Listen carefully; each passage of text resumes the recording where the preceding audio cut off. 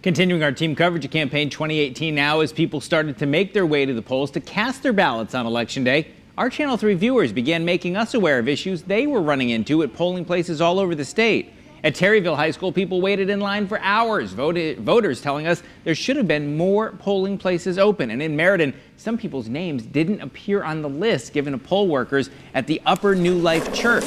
This impacted hundreds of people and caused delays there. Channel 3's Eva Zamaris joins us. She's live at New Haven City Hall, where people were still waiting in line to register just minutes before that 8 o'clock deadline. Right, Eva?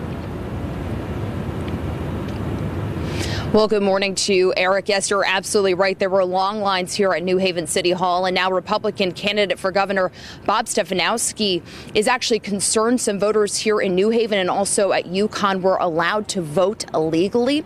Now, some of those people waiting in line last night at New Haven City Hall were hoping to register to vote, as Connecticut does have Election Day registration. Around 8 o'clock last night, the deadline people had to be registered by in order to cast their ballot. There were dozens of people who hadn't been registered yet. The head moderator in New Haven explained to Eyewitness News there was what he called a mass swearing in for new voters. This allowed roughly 100 people to be registered by the deadline and then vote. But now Stefanowski's campaign has sought a court injunction seeking to have ballots from both New Haven and Yukon and Mansfield separated until these ballots are determined to be legal. Every time we've had these same-day registrations, it's been very cut and dry. 8 o'clock. If you're not entered into the system, no, you're done. It's at 8 o'clock is a dead cutoff. Now, a spokesperson for the Secretary of the State's office says those registrars were advised to segregate the votes but still count them from potential voters who swore as a group they've never been registered before here in Connecticut. Now, in a tweet, Stefanowski said the court has set a follow-up hearing for 10 o'clock Friday morning about his concerns.